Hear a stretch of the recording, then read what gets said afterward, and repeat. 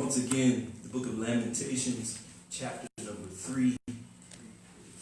Now, starting at verse number 19, and I will be reading from the New Revised Standard Version, which may be a little different than yours, but amen. I pray you can follow along. Once again, Lamentations, chapter number 3, beginning at verse number 19. Where the word of the Lord reads, "The thought of my affliction and my homelessness is wormwood and gall. My soul continuously thinks of it and is bowed down within me. But this I call to mind, and therefore I have hope. The steadfast love of the Lord never ceases. His mercy never come to an end. They are new every morning. Great is your faithfulness. The Lord is my portion, says my soul, and therefore I will hope in him." Yes. Somebody say amen. Amen. Put those hands together for the word of the Lord. Amen.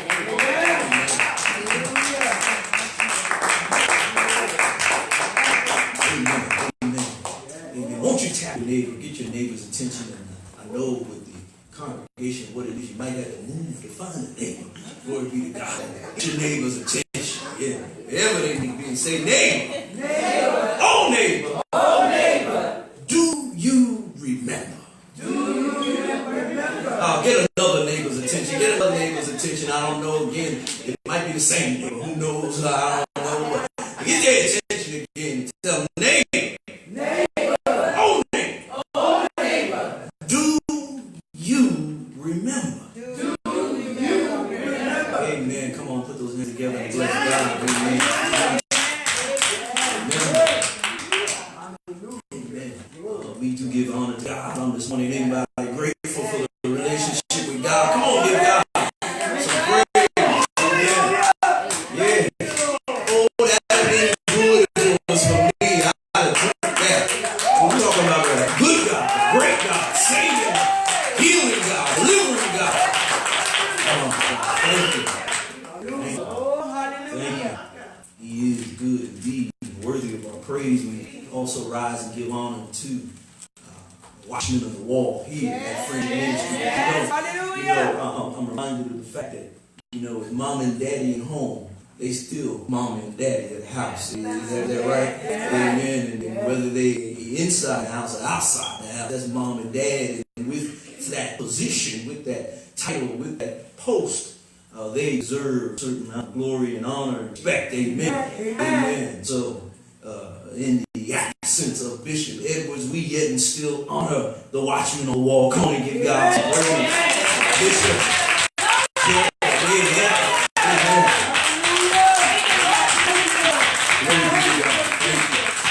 Thank you, Father. Amen. Yes. Amen and amen. Also rise and give honor to all the ministers in the house, ministers of the gospel. Won't you raise your hand? Come on, give God some praise for the ministers of the gospel.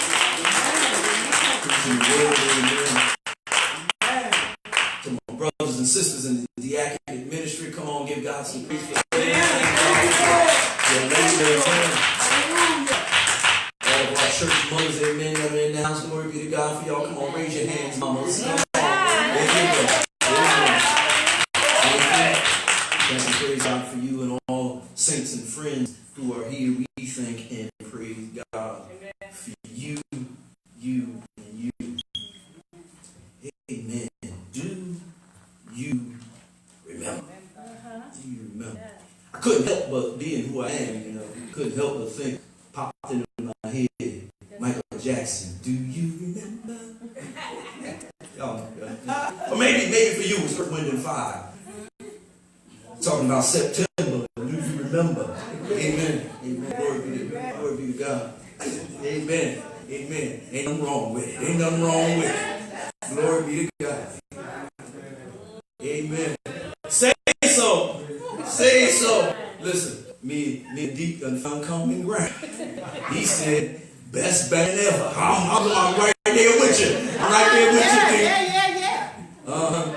And I know for those of y'all who know Steve Harvey, he's in that club also, believing in WWF. Amen. the best. Thank you, God. Do you remember, I know oftentimes we move up in age, we sometimes struggle to remember some things. Glory to God. Amen. Amen. And as such, whether it's because of age or anything else, sometimes we've got to elevate our thought process, elevate whatever is within us, that we would bring some things to the forefront. Amen.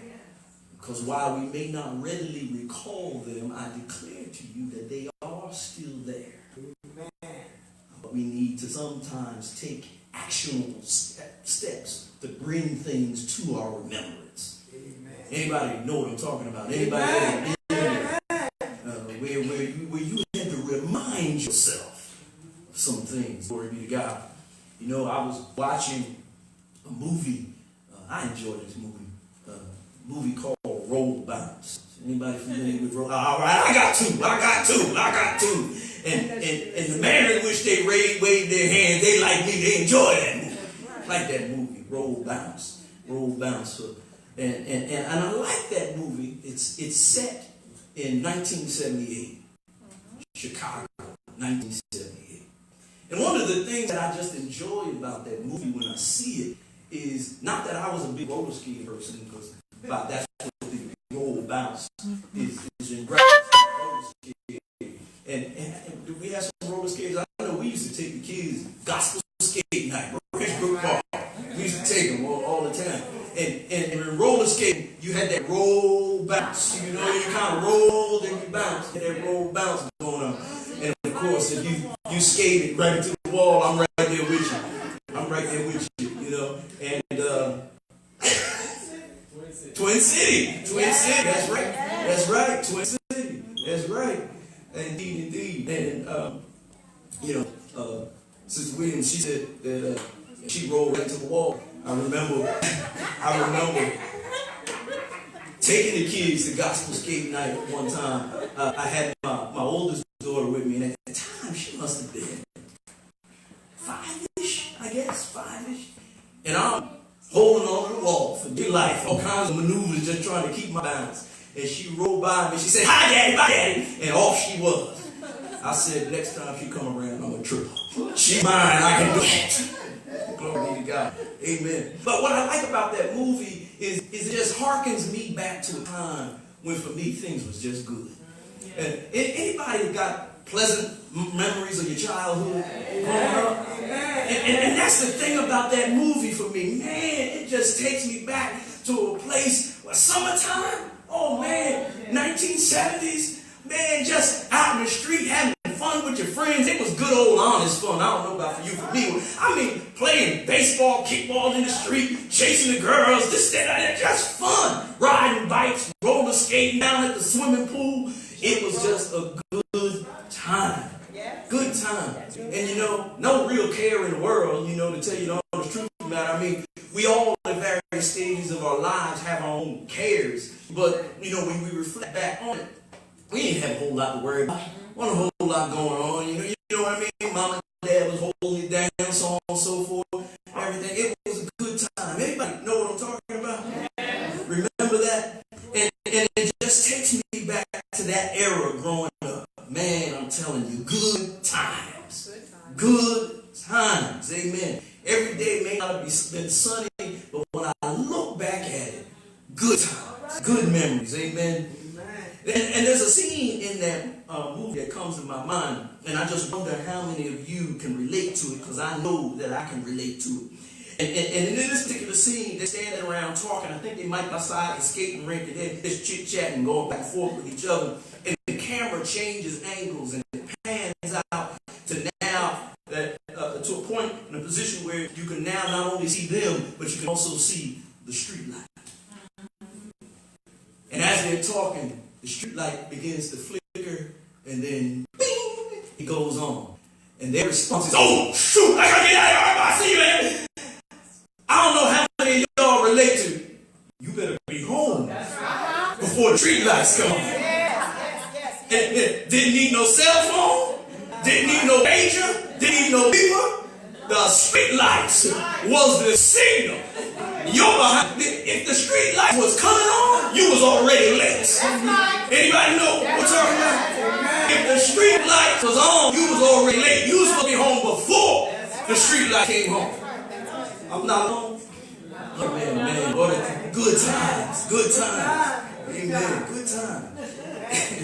They noticed the street light come on and begin to flicker, and they realized, uh-oh, we got to get home. Oh, yeah, some of y'all don't know nothing about that, but it was a part of the good times. Amen. Glory be to God. My children talk about how I talk about the sermons. It's the truth. They don't know nothing about the street light thing. Amen. They grew up in an era of play dates and video games and things of that nature. I'm sure you had fun with that. But we had a different thing. Oh, I enjoyed our thing. Anybody else enjoyed our thing? Amen. Glory be to God. Amen. Double Dutch?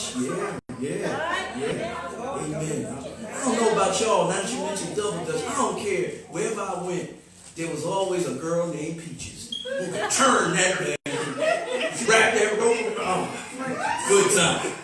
Good time. French. Yes.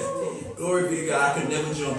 But have you ever seen some of the competitions? Yes. Oh my God. Amazing what these folks do jumping Double Dutch. Amen. Glory be to God.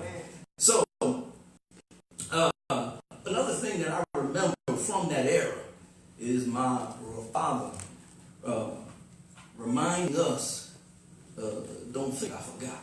Oh, I got some laughter. Y'all grew up in my house?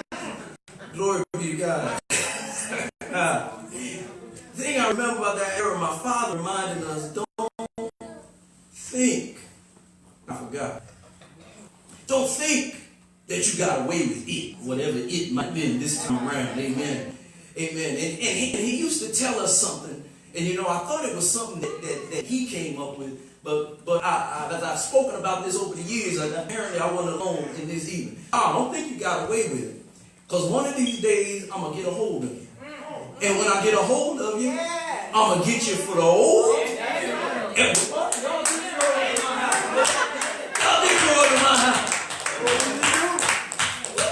I'm going to get you for the old and the new. Again, my kids don't know nothing about that. It's a different era. I don't think diapers existed when we grew up. Did diapers exist? Was there such a thing? I don't think so. Glory be to God. Amen. Yeah. You thought you don't think you got away with it. Because I'm going to get a hold of it and I'm going to get you for the old and the new. Amen. In other words, this wasn't the first time that I've talked to you about this. Amen. And there was motion, there was attitude. This ain't the first time I've talked to you about this. Amen. And I keep telling you the same thing over and over again. Anybody else these words sound familiar to? Sound familiar to? Oh, Jolene, Mama B. Why I gotta repeat myself? Same thing with you over and over again. And I know something else y'all probably remember. Y'all remember having to go get your own switch? Y'all remember having to go get your own switch? And you better not come back with something inferior. Y'all, well, you know what? Even with all of this, I still look back at these days. It's good times. It's good times. Amen. Keep telling you about the same thing over and over again. This pattern of behavior is nothing new. And it seems to be as old as we are. This pattern of not listening and kind of doing your own thing, not adhering to the rules and regulations, not getting there before the street lights is off. As I said, many folks can attest with me that they have recollection of these kinds of things. But as I examine it and as I think about it, it's nothing new. It didn't start with us, and it didn't end with us. Amen. Glory be to God. This pattern of behavior is nothing new. It seems to be as old as we are. Amen. Now, I do believe, in my humble estimation, that we can trace it back to the garden. But glory be to God. In Genesis chapter 3, verse 11, the word of the Lord says, and he said, who told you that you were naked? Have you eaten from the tree of which I commanded you not to eat? The man said, the woman whom you gave to be with me, she gave it to me, the fruit from the tree, and I ate. And then the Lord God said to the woman, what is this that you have done? And the woman said, the serpent tricked me, and I ate. I can hear my father. It sounds like my father. I can hear my father. Didn't I tell you to leave that tree alone? Didn't I tell you? Leave that tree alone. For some reason, sometimes when they tell us don't do, it's an enticement to do. They be better off telling us to do it, because that's the other thing they used to holler at us about. Didn't I tell you to clean up that room? And I told you to do it. I told you to do something. You don't want to do it. I tell you not to do something. You go ahead and do it. It's this cycle that seems to again have repeated itself from the beginning. Amen. Amen. Amen. Amen. So while Adam and Eve weren't repeatedly told not to, but do you see the establishment of the problem of disobedience? Yes. Amen. And such is the problem that is at the heart of our text today. In our text, the prophet Jeremiah finds himself lamenting over the condition of Judah. In other words, he's mourning, he's sorrowful, he's sad, he's crying out about their condition. He's in prayer. He's hurt by what he found. Amen. He's lamenting over the condition that Judah finds itself in, and that condition being destruction, falling, on their way into captivity. But the warnings had been sounded to the people over 800 or so years ago. 800 or so years prior to this. In Joshua chapter 23, the word of the Lord says, Joshua was old and well advanced in years, and Joshua summoned all Israel. I am old now. I am now old and well advanced in years. And you have seen all that the Lord your God has done to all these nations for your sake. For it is the Lord your God who has fought for you. Verse 6, therefore, be very steadfast to observe and to do all that is written in the book of the law of Moses, turning aside from it neither to the left nor to the right. Verse 8, but hold fast to the Lord your God as you have done to this day. Down to verse 15, but just as all good things that the Lord your God promised concerning you have been fulfilled for you, so the Lord will bring upon you all the bad things until he has destroyed you from this good land that your Lord God has given you, if you transgress the covenant of the Lord your God, which he enjoined on you, and go and serve other gods and bow down to them. Then the anger of the Lord will be kindled against you, and you shall perish quickly from the good land that he has given to you. Joshua made it clear. You got the directions. You got the set of instructions. If you do this, you will be fine. But if you turn away from this, there will be a price to pay. God has made a promise to you to care for you, to take care of you. And if you uphold your part of the bargain, you can rest assured that that will be done. But equally so, rest assured that if you turn to the left or to the right from it, you shall suffer. Amen. The right God is coming. If we don't hold the love, ain't home for the street lights. Come on.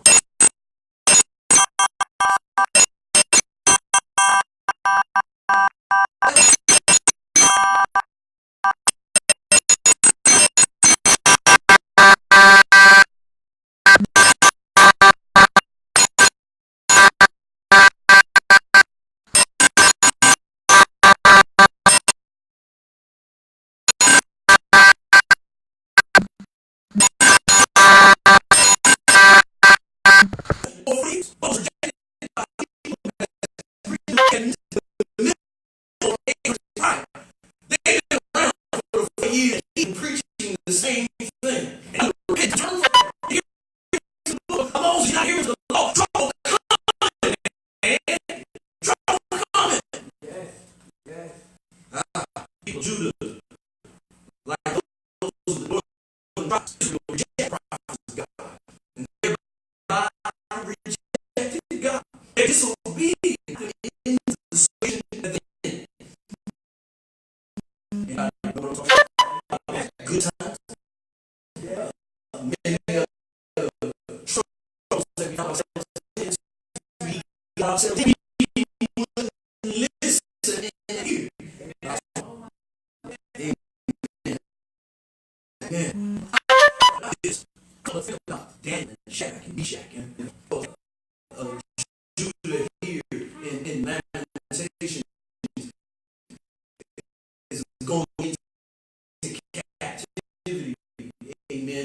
Israel and have already gone in captivity. Now, and I said, maybe a thing about Daniel, Shadrach, Meshach, and Abednego is all of them were also in captivity. And sidebar thought, though, regarding Daniel, Shadrach, Meshach, and Abednego. Why do we refer to Daniel as Daniel even after the captivity? And he was given the name Belteshazzar after the captivity. But we don't ever refer to him by that name. We always refer to him by Daniel. But Hananiah, Mishael, and Azariah, their names were changed in the captivity to Meshach, Shadrach, and Abednego. We owe them by their captivity name, not their given name. But Daniel we always refer to by his given name, not his captive name. I don't have an answer for you. It's just a thought that I had when I think about this. Amen. We have to explore that one of these days. Amen. Glory be to God. So, we know that the four of them, Daniel, Meshach, Shadrach, and Abednego, lived up to God's standard. Is that right?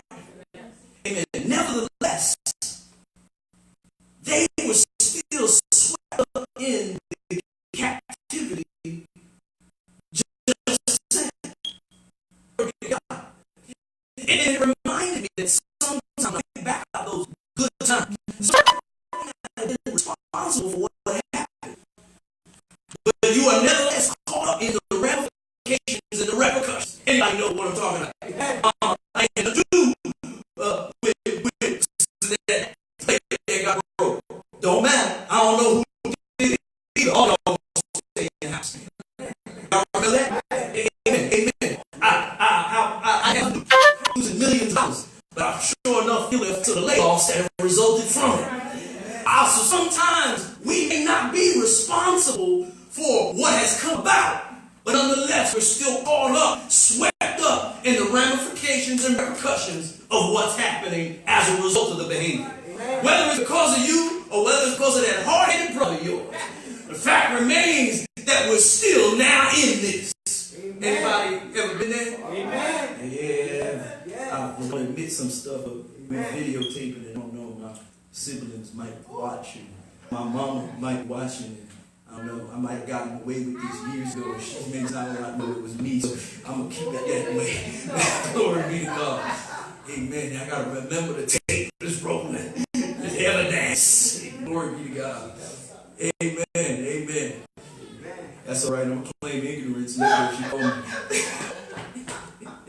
Glory be to God. Amen.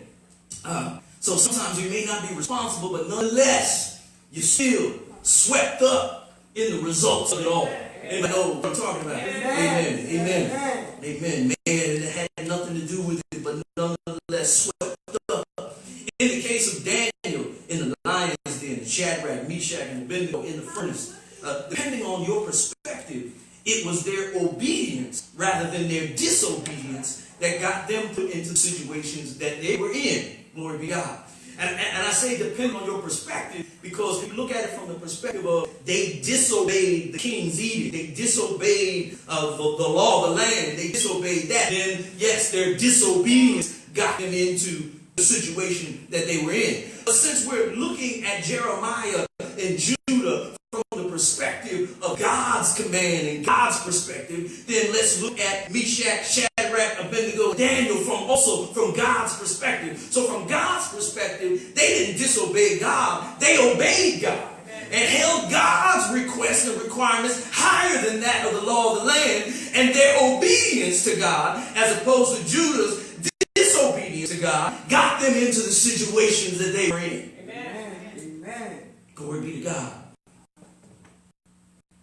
I say that since we are talking about the fall of Judah in these terms, it's the disobedience again of one, but the obedience of the other. And sometimes, as I believe is indicated with Daniel, Shadrach, and Abednego, there's some fairness to getting caught up in the results and the punishment. For I would imagine, I would suppose, that if Daniel, Meshach, Shadrach, and Abednego stood firm enough to uphold God's side of things when they were in captivity, I dare say that that was their perspective and approach when they were not in captivity, prior to captivity. They lived a godly standard, but yet still swept into captivity just like everybody else. Amen. So as we look back at it and consider it, there's an unfairness of sorts to it. But how many of us know, as I look around the room, maybe with the exception of Alana, we don't all live long enough to know that life ain't always fair. Amen. Yes. Yes. Amen. Things ain't always equally distributed. Amen. Amen. Amen. There's a commercial, I forget who it's for now, and they say that talent is equally distributed among people. There's all kinds of talent everywhere. God, and talent is given by God. And God has had no boundaries to the people He's given time to. Black folks, white folks, Hispanic folks. Talent is equally distributed. But opportunity isn't. And therein lies the problem. That while the talent is equally distributed, the opportunity isn't always equally distributed. And with that comes an unfairness and a bias that poses problems. But that's life. It ain't fair, but how many know this is the way it is? This is the way it is. Maybe one of these days it'll change. But my point simply is that we need to see it for what it is and do what we need to do, as opposed to overly crying about the unfairness of it. Yes. Amen? Yes. We got to do what we need to do to perhaps change things, tip the scales. But us sitting there crying about it isn't going to get us any further. Isn't going to change the circumstances. Amen. Glory be to God. Amen. Waste of time. Waste of time. Amen. Glory be to God. You know, there are some productive things we can do to try to bring about some change. Amen. Amen. Glory be to God. So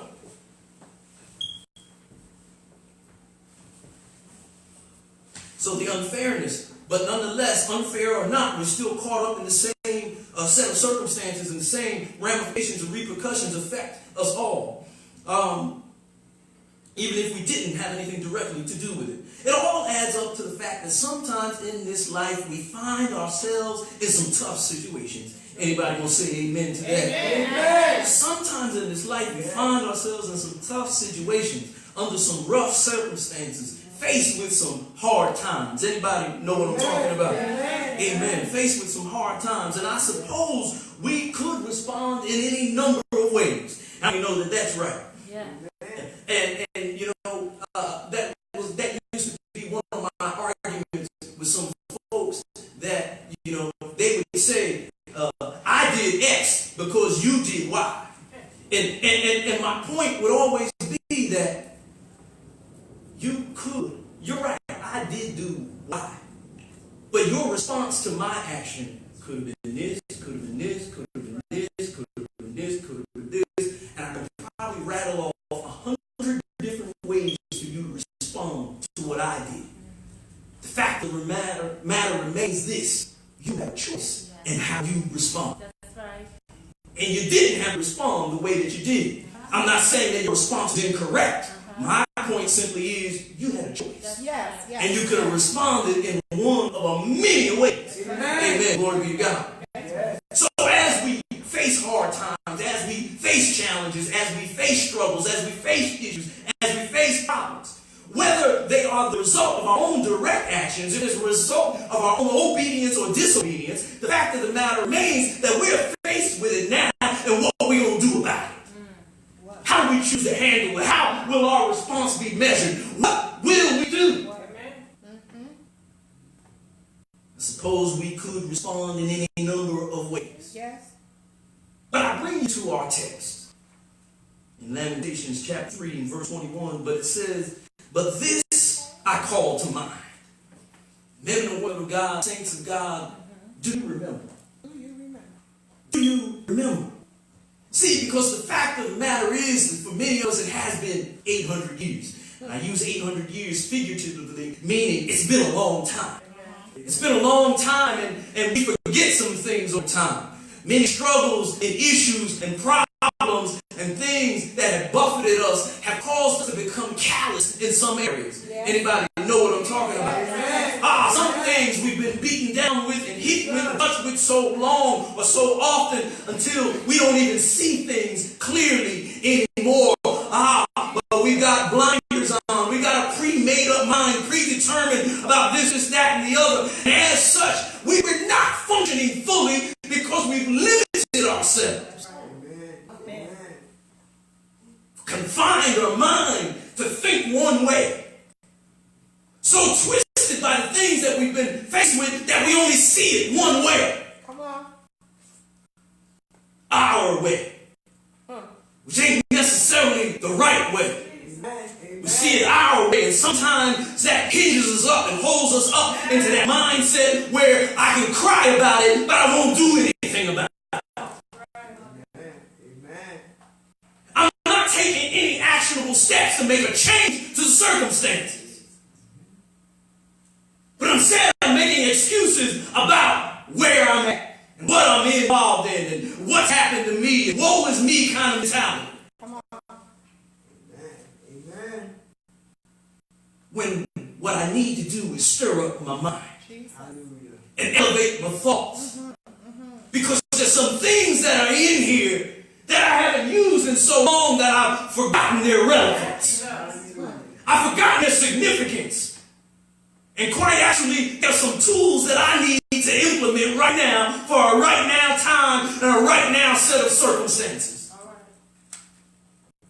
In Lamentations chapter 3, it says in verse 21, "But this I call to my mind."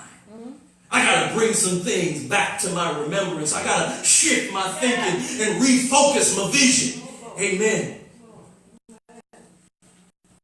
Because right now, I'm swept up in this thing, and I'm hurt, and I'm down, and I'm out, and I'm in pain, and I don't know what I'm going to do. I don't know how I'm going to face this. I don't know how I'm going to change this. I don't know how I'm going to challenge this. And right now, I'm feeling like I'm in despair. I'm feeling like I'm down and out. I'm feeling like I got no hope. I feel like I'm bound up. I feel like I can't make no progress. I feel like I'm stuck on the same spinning wheel, making no progress, left with a Groundhog's Day of trouble. Groundhog's Day being a reference of reliving the same thing over and over and over and over again. But there in that 21st verse it says, "I call this to mind." The King James Version says, "I recall to my mind." I take action and I bring it back to the forefront of my mind. But there's one other thing I remember, is the way the Message version puts it. And because I can bring it to my remembrance, to the forefront of my mind, and now that I've cut through the clutter, I see the other part of verse 21, that once I remove that and begin to reshape my thinking and bring some things to the forefront of my mind, I remember the second part of verse 21, and it is that now that I can bring this to the forefront, therefore I now have hope. Yes. Amen. See, prior to that, I was stuck in the cycle. But now that I've refreshed and elevated my thinking, I got a new perspective. New in the sense that, not that it's new, it was there all along. But I allowed everything else to hold it down, but now I'm bringing it to the forefront that it might shape my response. Because I've changed my stinking thinking, now I can see I got hope. There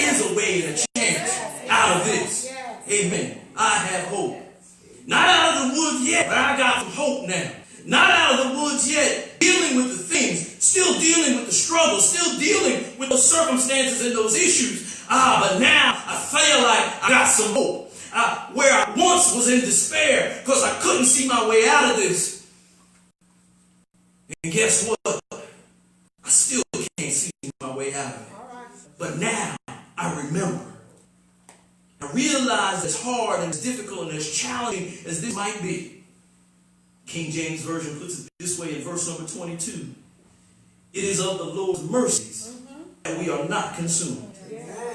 The Amplified Bible puts it this way. It is because of the Lord's loving kindness that we are not consumed. And see, when I dig this up from the recesses of my mind, I begin to realize that I'm not consumed. I'm not consumed. I got the struggle, but I'm not consumed. I got the problem, but I'm not consumed. I've been unjustly treated, but I'm not consumed. I still got a struggle, but I'm not consumed. And you see, when I recognize that, wait a minute, as bad as this is, and as heavy as this is, and as weighted as this is, I'm not consumed. In other words, it hasn't killed me. It hasn't taken me out. It hasn't ruined me. I am not finished. It is not done. I still have strength. I still have life. I still have breath. And I still have hope.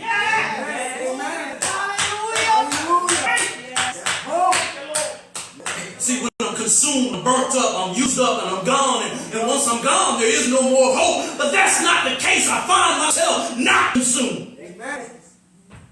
Despite how hard it's been, despite how much the enemy has come up against me, I am not consumed. Amen. Hallelujah. When that happens, when you are consumed, burnt up, used up, torn up, there is no more hope. There are no more chances. There is no more existence. However, that's not where I am at.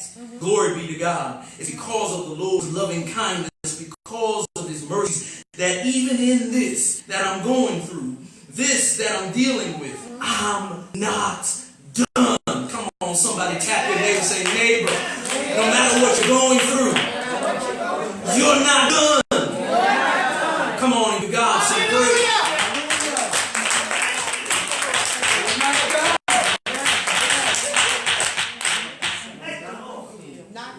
See, when I put aside the other stuff and I bring some key things to the forefront of my mind, to my remembrance, then I can recall 2 Corinthians chapter 4, verse 8, where it says, we are troubled on every side, yet not distressed. We are perplexed, but not in despair. Persecuted, but not forsaken. Cast down, but not destroyed. I am not consumed, and I still have hope. Yes. Thank you, Lord God. Thank you, Lord. Yes. We find in this that the people of Judah, the northern tribes of Israel, cast into captivity because of their disobedience. They were suffering directly from the repercussions of their actions, the hand of God implementing his punishment. Exacting what he said he would do if you didn't obey him. So the very one that I'm counting on, the very one that I'm hoping on, is the one who's causing this punishment upon me. But much like your mom and dad, simply because they set a standard and insisted that you adhere to it. And when you didn't, there was ramifications and repercussions. Doesn't mean that they don't love you. In fact, it shows that they do love you. Amen. Because those whom he loves, he chases.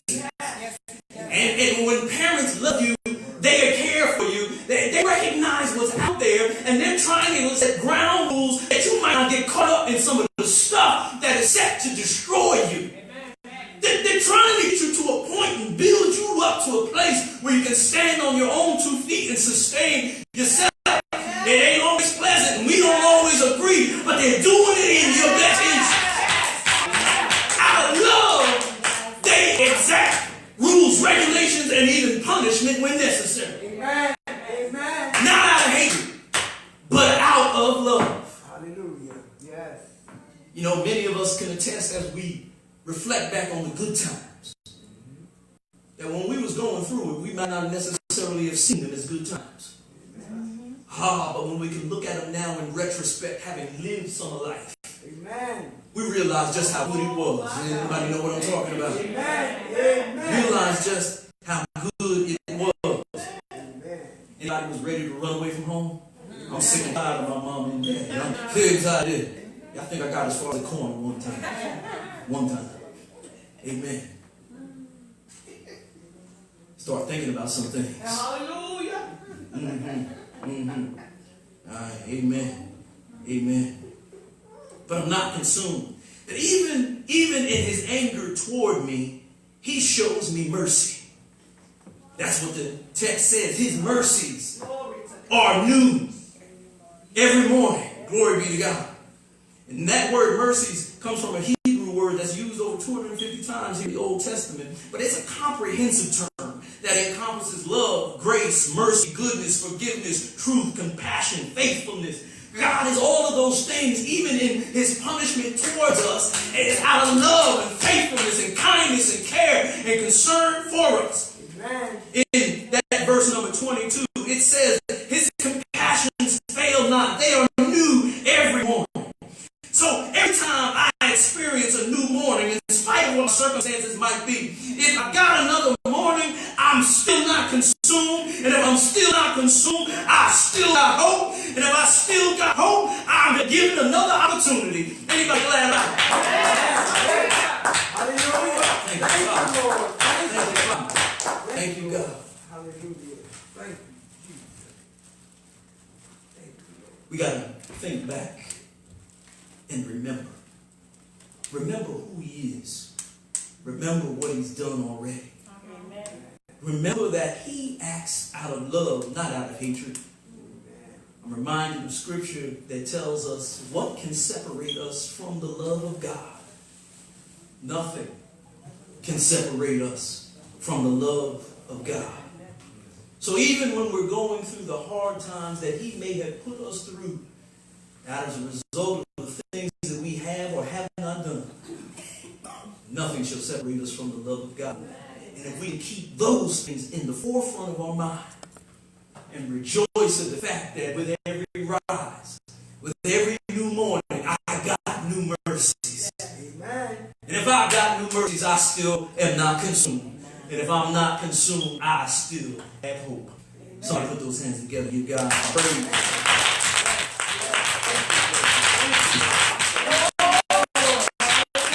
Anybody still got hope? Anybody going through some rough times? Maybe you just came out of a rough time. And as all of us know by now, who knows there may be another rough time waiting right around the corner. Amen. But no matter what comes, bring to the forefront of your mind, to your remembrance, whose you are. And his word lets us know that no matter what it is we're going through, no matter what it is we've done,